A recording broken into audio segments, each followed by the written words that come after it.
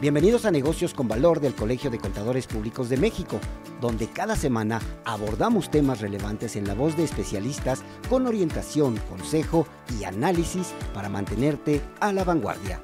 Yo soy Adrián Díaz. Comenzamos. Bienvenidos a Negocios con Valor, el podcast del Colegio de Contadores Públicos de México, un espacio donde exploramos estrategias, herramientas y experiencias que te ayudan a tomar decisiones inteligentes en el mundo de los negocios y, por supuesto, de las finanzas. En esta ocasión tenemos un tema clave para cualquier persona que quiera construir un futuro financiero sólido y exitoso: las etapas financieras de tu vida. Te invito a que te quedes porque hablaremos sobre cómo gestionar tu dinero en cada fase de la vida, evitando errores comunes y aplicando estrategias efectivas. Para ello me acompañan dos expertos, por supuesto de alto nivel, que nos compartirán conocimiento y experiencia. Alicia Chávez Peña es contadora y presidenta de la Comisión de Inclusión Financiera de Coparmex en la Ciudad de México. Tiene amplia experiencia en impuestos, mercadotecnia y administración de negocios. Alicia, bienvenida. Muchas gracias por la invitación, un gusto. Gracias a ti por estar con nosotros. Y el maestro Sergio García Quintana, integrante de la Comisión Técnica de Finanzas y Sistemas Financieros de este prestigiado colegio, con más de 30 años de experiencia en banca, consultoría y, por supuesto, administración de riesgos. Al igual que ocurre en otras áreas de la vida, nuestras finanzas personales pasan por una serie de etapas, cada una con sus propios retos y oportunidades. Retos muy importantes si tomamos en cuenta que una gran parte de la población no cuenta con conocimientos básicos sobre cómo administrar tu dinero, ahorrar, invertir o planificar simplemente el futuro financiero.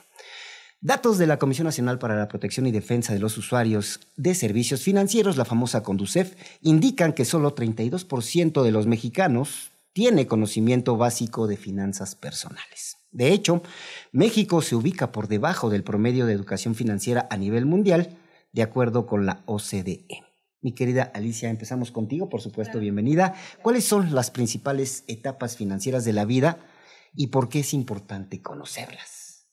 Bueno, pues yo las divido, hay muchas divisiones, muchas clasificaciones que podemos hacer, pero principalmente las divido en cinco importantes. La primera, en la infancia, algo que es importantísimo, el núcleo familiar, donde nace la verdadera educación financiera, es por medio de los padres. Esa es una realidad que los niños, cuando lo somos, los niños que están en casa, ven que unos padres están endeudados con situaciones complejas de la economía, se dan cuenta y lo normalizan. Al final del día, cuando son adultos, lo ven del día a día. Decían, esto pasaba en mi casa, nunca había dinero, siempre había preocupaciones, estrés financiero, y lo normalizan y es posible cambiar el chip, pero es difícil. La segunda etapa, la juventud, entre 18 30 años, en donde ya empieza una formación académica, profesional. Son pocas las universidades que dan algunas materias de educación financiera o unos tintes de cómo saber manejar el dinero, cuánto cobrar si eres profesionista independiente. En carreras como los doctores, los psicólogos, los dentistas, etcétera, ellos están naturalizados de ser profesionistas independientes. Al final del día, a veces entran en el loop económico de un país y decir, no puedo cobrar lo que yo considero justo porque hay mucha oferta. Y entonces bajamos ese estándar de cuánto cobramos por nuestros servicios profesionales y se vuelve complicado porque ya no alcanza para los gastos, ¿no? La tercera etapa, la edad productiva temprana, 30, 45 años, en donde consideramos que tenemos ya un ingreso fortalecido, a lo mejor ya estamos más establecidos como profesionistas independientes o como colaboradores en empresas, y es donde de verdad ya debemos focalizarnos a hacer una buena distribución de nuestros ingresos, saber cuáles son nuestras necesidades básicas, ahorrar, visualizar a lo mejor una compra de un inmueble, pero todo con una disciplina financiera correcta. Si no tenemos el conocimiento, pedir ayuda a un acompañamiento de expertos. Y la etapa quinta, edad de jubilación de 60 en adelante. Súper importante. Súper importante, porque si no hicimos una buena planeación financiera personal. Pagamos todo. Sí. ¿Qué pasa con esa? En las estadísticas es una edad no productiva. Hay muchas veces que tenemos 55, 60 y tenemos nuestros propios negocios y seguimos siendo productivos. Sin embargo, es el menor de la población en nuestro país. Maestro Sergio, Alicia decía 5 etapas. Yo coincido con las 5 etapas, la verdad es que sí. Creo que una de las más importantes, fíjense cómo es la vida, el principio y el fin, ¿no? El principio, evidentemente, educar a los niños en materia financiera, hablarles de dinero, pero algo que me llamó mucho la atención de Alicia, maestro Sergio, evitar las connotaciones negativas, la relación dinero-familia. Eso sería una parte fundamental, coincide con estos 5 puntos. ¿Cuál sería su punto de vista? Evidentemente la estructura de una formación financiera tradicional coincide mucho con las etapas que mencionaba Alicia, y estoy de acuerdo. Sin embargo, también podemos ver que hay una asociación entre la búsqueda de esos primeros ingresos financieros, cuando, tomando un poquito el esquema de las necesidades de Maslow, pues tú tienes necesidades básicas. Esta casa, vestido y sustento, ¿no? Por decirlo de esta manera. Entonces, cuando dentro de la familia no hay esas cubiertas, esas necesidades, empieza el trabajo infantil, el abandono de escuela, la búsqueda de toda esta parte de las finanzas y probablemente una educación realista de lo que son la administración de los recursos de la mejor manera, optimizados, y van formando parte de esa educación. Al irte dando cuenta de lo que puede ser tu ingreso, buscas entonces una preparación y una base para buscarlos. Si es a través de adquirir un bien que te permita trabajar materiales, herramientas, camionetas y todo, empiezas a buscar ese esquema. Y finalmente, cuando ya tienes esta estructura, empiezas a buscar quizá un crecimiento y ahí vienen quizá los emprendedores naturales, ¿no? Okay. Son los que no les enseñaron. O por obligación. Exactamente. Necesidad. No, la necesidad. Por necesidad. Exacto. Entonces, esa parte también es muy importante y quizá ya no va en una tradición de la edad, como bien lo mencionó Alicia, bien estructurada, ¿no? Y como está formada en su inmensa mayoría en todos los datos que tenemos de las finanzas de la familia, pero está esa cobertura de esa necesidad primero. A ver, pregunta para ambos. Entonces, si tenemos una situación complicada, ¿no? Familiarmente hablando, y que nos obligó justo a entrar al mundo de los negocios, de la economía, de ganar dinero, no por circunstancias más favorables que otras, o tenemos una familia tradicional en donde papá, mamá lleva dinero, estamos acostumbrados a recibir. En cualquiera de las 2 etapas, cualquiera de las 2 situaciones, hay errores financieros. Yo les preguntaría, ¿cuáles serían entonces estos principales errores financieros que en estas etapas primerizas empezamos a cometer, Alicia? Fíjate que lo que dice mi colega es importante porque esto es el deber ser, ¿no? Lo que yo mencioné, pero hay veces que... La realidad es otra. Sí, ¿no? Cuando la familia es numerosa, que digo, ahora ya es menos común que haya 8 o 10 hermanos, pero cuando estás en esa necesidad y también en esa situación de que ya eres profesionista y pues desde la prepa empiezas a trabajar, ¿no? Los errores son que parece que aportas y aportas a veces a la casa y nunca es suficiente. Hay veces que es importante que la administración, digo, y a veces nos dejan esa carga a las madres, digo, ahora es papá, mamá, ya es indistinto, pero a veces siempre nos han considerado como buenas administradoras, ¿no? Y entonces si los hijos aportan y hay una buena administración, va a haber una mejoría de la estabilidad familiar. Sin embargo, si hay alguna situación complicada en la familia, algún tema de algún vicio de los padres, alguna situación salud, así, ¿no? O de la salud, ¿no? Esa aportación del ingreso de los hijos a veces no es suficiente. Y entonces, o se ocupa para otras cosas que no son las necesidades básicas de la familia, y entonces es como un barril sin fondo. O sea, aunque los hijos aportan, siempre hay problemas económicos y la familia dice, ¿cómo si todos aportamos y seguimos igual? ¿O peor? ¿O peor? Maestro Sergio, ¿coincide? Sí, evidentemente decíamos, la primera necesidad se cubre. En el momento en el que ya empieza a tener una conciencia financiera, derivado de las necesidades, empieza a decir, bueno, ¿y cómo salgo? ¿No? O sea, y cualquier negocio empieza a ser originario. Si en algún momento dado venden comida, si en algún momento dado compran y venden algún tipo de bien o de bienes, ¿sí? Existe ya una conciencia, y lo más chistoso es que puedes tener incluso el negocio familiar que inició el papá o el abuelo y lo continúas, ¿no? Y lo continúan y se va heredando. Puede ser un negocio muy bueno que dé para mantener. Que incluso con errores financieros pues hasta puede seguir funcionando, ¿no? Sí. O bien, y en una preparación de alguna, hay un caso muy bueno de la panadería, ¿sí? Que el papá empieza con este negocio y después lo hacen franquicia, sí, y ahora tienen muchos lugares, pero ya es una visión diferente del negocio, ya es una planeación. Ya hubo preparación. Ya hubo, sí. Ya hubo preparación, ya hubo una conciencia inicial y después ya una mejora en todos los servicios y todos los aspectos, ¿no? Y es muy válido, porque también hay quien ya nace con una empresa y solo la continúa y todos se dedican a hacerla crecer, ¿no? Entonces, es muy importante ver los dos lados. Claro, en resumen, fallas administrativas, ¿no? Desde cualquier perspectiva económica familiar que se vea, es quizá el principal error que empieza a detonar, ¿no?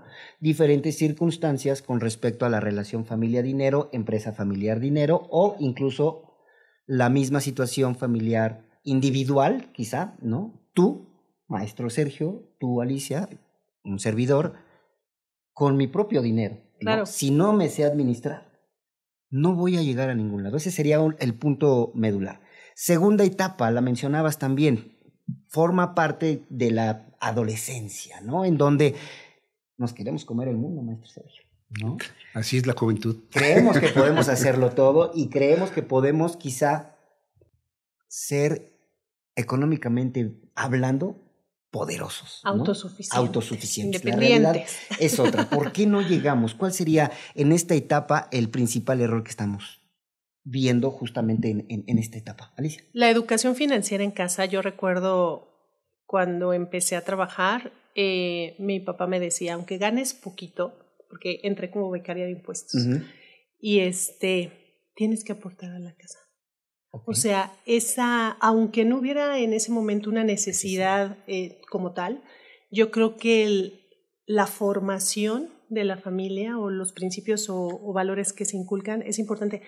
Y a mí se me volvió algo cotidiano, ¿no? De que tengo que pagar algo, o sea, por mínimo que sea, o la despensa de hoy, o lo que sea, algo chiquito, pero tenía que aportar. Y yo le decía, ¿pero por qué si gano bien poquito, papá? O sea, no importa, aunque sea el 5% hay que aportar a la casa. Es una buena dinámica de hábitos para los que somos adolescentes y jóvenes, que todavía necesitamos formación, porque dices, ya tengo más de 18 años, yo ya sé cómo es la vida, yo ya sé cómo funciona el mundo, pero al final del día creo que es medular ese acompañamiento, ya sea de los padres, de los abuelos, de quien esté al lado de nosotros, y comience con esa disciplina. Al rato, si llegamos a formar una familia, es muy difícil, yo lo he visto con amigos, incluso con algunos familiares, que cuesta trabajo como que el aportar, ¿no? Claro. Se acostumbran a ganar y que todo sea para mí, ¿no? Entonces yo creo que ahí es fundamental, ganemos mucho o poco, siempre hay que ser administrados a la casa o a algún bien común familiar. Yo creo que eso es básico. A mí me gusta este principio, maestro. El problema es cómo le hago, ¿no? ¿Cómo hacemos entender en esta etapa tan complicada a los adolescentes sí. que es fundamental en su vida financieramente hablando empezar a hacer aportaciones a los gastos del lugar donde habita? Así de fácil. Sí, eso ya es una responsabilidad familiar muy importante. Responsabilidad familiar, me gusta la palabra. Sí, porque te haces responsable de tu vida ante tus papás, ante tu trabajo, tu jefe, ¿sí? Ante tus compañeros, ante tus alumnos, en caso de que... Eso es una responsabilidad que se va dispersando, pero es una cuestión no solamente financiera, ya es una personalidad, ya es un respeto por por lo que los demás te dan para que tú puedas ser parte de esa familia y de esos grupos, ¿no?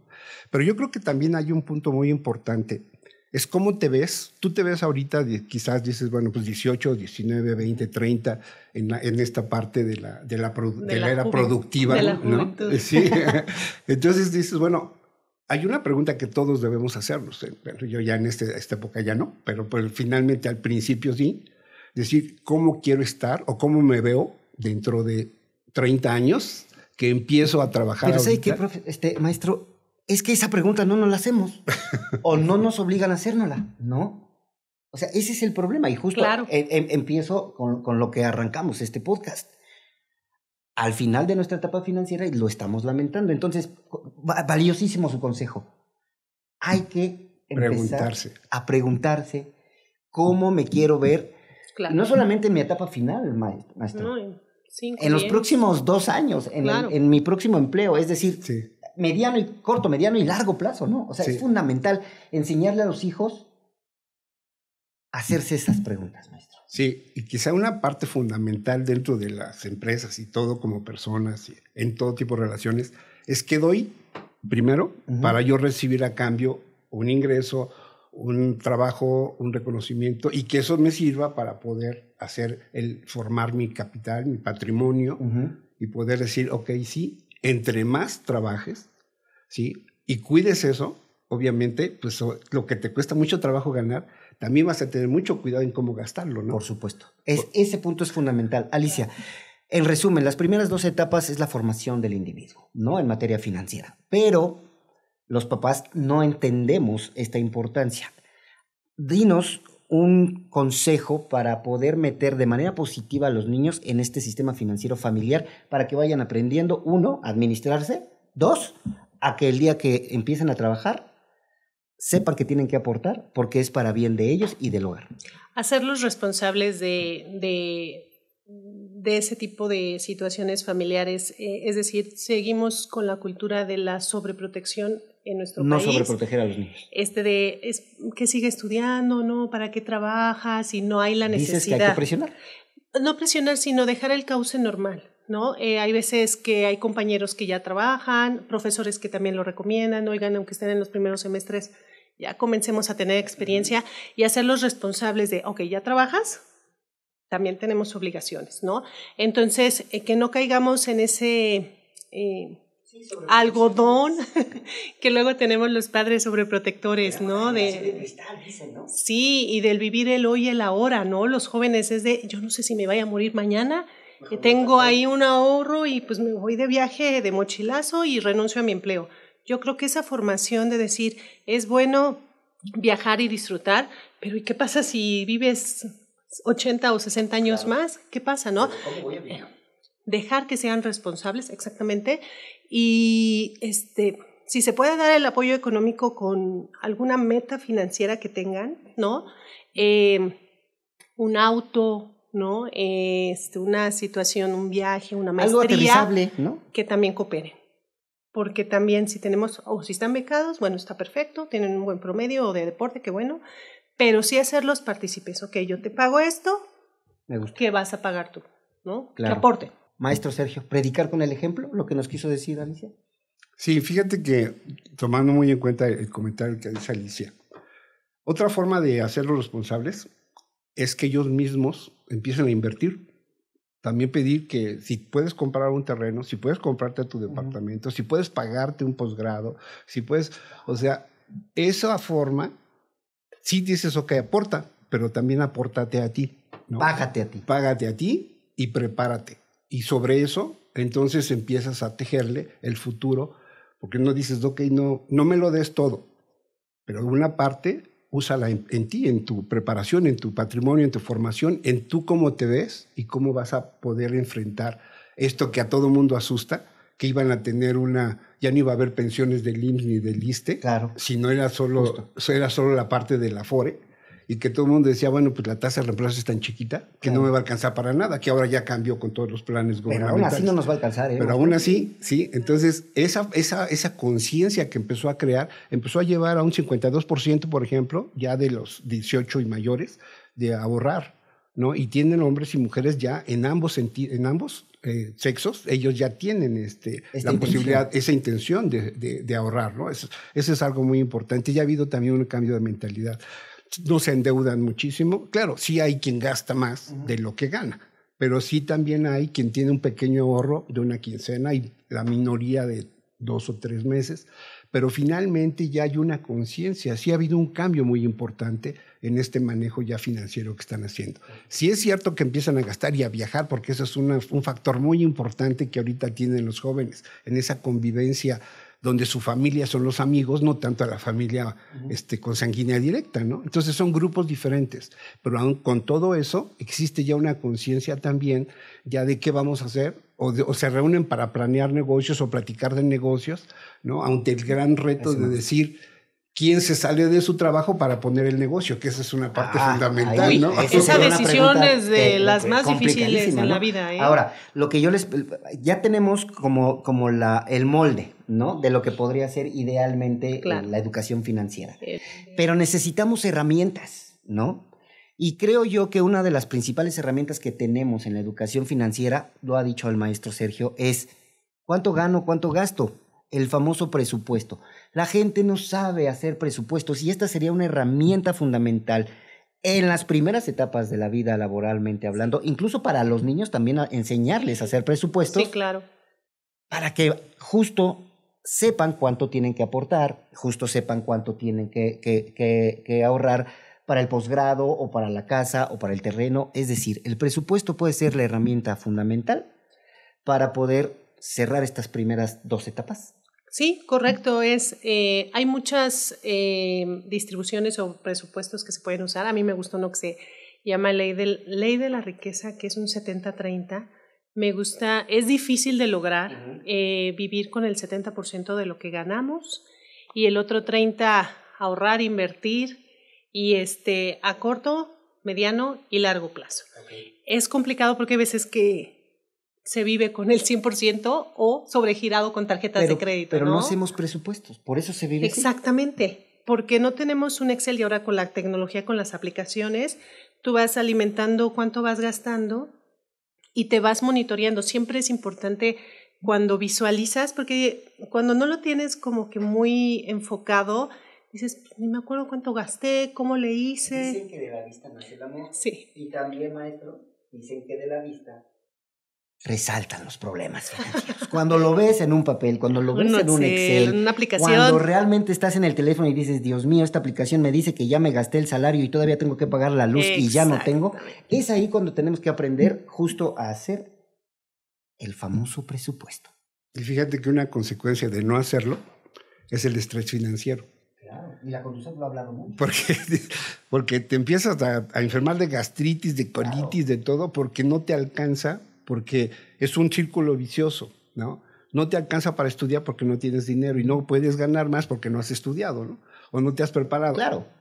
Entonces, ese círculo vicioso se tiene que romper y empiezas precisamente en tratar de buscar que este estrés financiero, esta salud financiera, te permita llegar a un bienestar mayor para poder tener esa tranquilidad de seguir trabajando, de seguir planeando, de tener la tranquilidad de poderlo lograr. Claro. Porque la intención es como todos los principios de año, en donde todo el mundo dice, bueno, pues ya estoy en el gimnasio, voy a correr, voy a nadar, y a los 2 meses ya ni te acordaste, ¿no? Entonces, al mes, maestro. El presupuesto y la planeación financiera es un ejercicio mucho más fuerte aún, que requiere voluntad, disciplina y decisión de hacerlo para poder lograrlo. Si no, te vas a pasar planeando todo, pero nunca vas a lograr. Hay dos palabras que a mí me gustan mucho en la educación financiera. Hábitos positivos, pero sobre todo disciplina. Ser constantes en algo creo que puede ser fundamental. Y justamente hablando de esta disciplina, yo creo que una parte fundamental para que las nuevas generaciones que hoy nos están viendo y nos están escuchando también se preocupen por saber no solamente que tienen que ahorrar, invertir, sino que también deben de saber que cuando trabajan pueden tener acceso a una prima vacacional, tienen que pagar impuestos, tienen, por supuesto, también una caja de ahorro en caso de que la tengan, tienen una cuenta de ahorro para el retiro, tienen, ¿no?, muchas muchos conceptos que aprender, pero sobre todo dominar. Y cuando entramos a trabajar, nadie no te lo dice sabemos. que tienes que ver tu recibo de pago, porque ahí viene toda la información de tu vida financieramente hablando en tu trabajo. Claro. Y nadie nos dice, Alicia, No. sería otra parte fundamental, Sí. ¿no? Enseñarle a nuestros hijos a leer ese pequeño recibo tan insignificante para muchos, pero tan importante para otros. Ese CFDI que ahora es digital, en mi Ajá. tiempo era en hoja, yo creo Una que hojita, también de pues, mi para colega nosotros, era sí, una hoja. Los y contemporáneos. tú veías que, prestación, y al Supuesta final... de vivienda, afore, aportación sindical. ¿Qué era eso? ¿Quién nos explica eso, no? Y eso también es parte fundamental de los errores, ¿no lo creen? Sí, nosotros que tenemos formación económica, pues como que le agarrábamos más la onda, que a veces cuando eres joven dices, híjolas, estoy trabajando para pagar más del lado derecho que de lo que gano, pero hay muchas personas que hasta no lo ven, dicen, no lo entiendo, no lo entiendo, ¿no? O sea, yo sé que si gano 20,000 nada más me depositan cierta cantidad, con eso me administro, pero también tenemos el lado opuesto y positivo de personas que dicen, ¿qué es esto? Me voy con recursos humanos de esta deducción de esto de subcuenta de vivienda, maestro Sergio, ¿qué es y por qué me la están cobrando si yo no la pedí? O ¿no? cuando ya tienes un o cuando ya tienes un crédito hipotecario, ya es una cantidad diferente, ¿no? Claro. Entonces, es cuando empiezas, si tú no tienes una disciplina de estar revisando y todo eso, dices, sí, ahora cambió porque ahora tengo un crédito hipotecario. Pero ¿no? ¿cómo lo hacemos, maestro? ¿Cómo les hacemos entender a los jóvenes y a las empresas que es importante que a los nuevos integrantes, ¿no? A los nuevos colaboradores, sobre todo los primeros empleos, sí, les expliquemos esta parte fundamental de sus finanzas? Nos preocupamos por pagar la nómina. No nos preocupamos por cómo aprovechan la nómina nuestros colaboradores. Correcto. Bueno, serían dos puntos de vista. El primero es explicar el ingreso real que tienen, neto, ¿sí? Y ya los componentes de cada uno de ellos, ¿no? Pero finalmente eso forma parte de lo que ellos mismos ya están verificando, ya están checando, ya hay más conciencia en eso, ¿no? Y la otra es el trabajo que hacen o que deben hacer para las empresas, ¿no? Que también es muy importante decir, bueno, yo te voy a pagar por estas funciones, pero más allá, y desde mi muy personal punto de vista, cuando la gente crece en los trabajos, no es porque esté demandando aumento de sueldo, no, es porque entrega resultados. Y lo que más queremos los empresarios siempre es gente con la que puedas contar, gente disciplinada, gente que entregue, como decía un antiguo socio en Iguay que teníamos ahí, era precisamente, eres una garantía del trabajo que se te está solicitando. Lo haces muy bien. Y entonces ahí, eso yo te diría que es hacerlo entender, ¿quieres ganar más? Entrega mejor trabajo. Claro. Y eso va a ser muy valioso. Eso va a ser muy valioso en cualquier tipo de empresa, ya sea gubernamental o privada. Por supuesto. Hay que entrar rápidamente a las últimas dos etapas para empezar a concluir.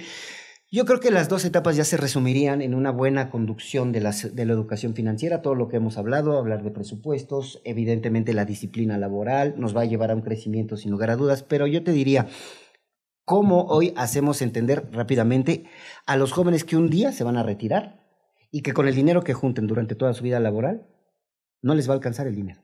Concientizarlos. Yo en el día a día, en la consultoría, tengo varias funciones en algunas organizaciones de jóvenes, de mujeres también, en donde yo obsequio check-ups financieros y los concientizo, obviamente con... ¿Qué es un check-up financiero?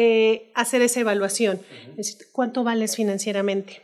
Obviamente siempre le pongo un tinte fiscal porque digo, oigan, siempre los jóvenes quieren ganar mucho dinero, digo, y yo creo que todos queremos ganar mucho dinero, pero a ver, ¿y cuánto vas a pagar impuesto? Entonces, hacemos un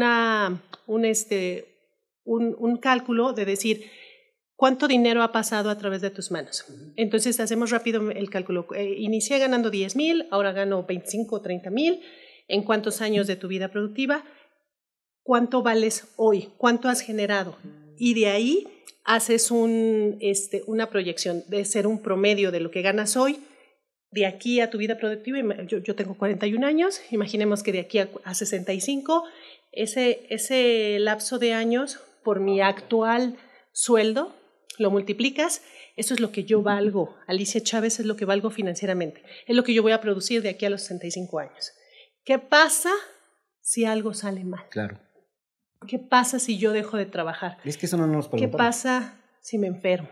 ¿Qué pasa si me muero? Por supuesto. ¿No? Entonces, cuando concientizas a las nuevas generaciones y a las no tan nuevas, también me incluyo. También los contemporeños tenemos Cuando errores, dices, voy a decir un número al aire, 35 millones de pesos de aquí a mis 65 años, dices, eso valgo hoy. Y lo tengo que lograr, ¿verdad? Pero cuando la vida te va cambiando y llegas a los 50, llegas a los 60 y ves que no llega hasta los 35 millones, es cuando de verdad haces visualizarte que tienes que hacer un plan B. Claro. ¿No? Maestro, para cerrar con su conclusión, consejo para padres de familia y para los niños. ¿Qué hacemos para mejorar esta situación? La conciencia en términos bastante reales y muy positivos. No es una amenaza, no es un regaño, es mostrar solo los hechos, haciendo lo que pueden hacer, o sea, hablando muy sinceramente y fraternalmente, porque las finanzas no son más que el resultado del comportamiento que tenemos durante la vida, ¿no? Entonces, yo digo que esa parte positiva, bien planteada, les va a dar una tranquilidad y una motivación para querer lograr lo que quieren. Tienen que hacer algo. Y ese algo es lo que los padres van a poder ayudar, ¿no? Empujar, apoyar, motivar, ¿no? Pero sobre todo que ellos tengan esa conciencia, cada uno de los miembros de la familia, hijos, que nosotros podamos llevar por ese lado, ¿no? Maestro, gracias por su participación. Con gusto. Alicia, muchas gracias. Gracias.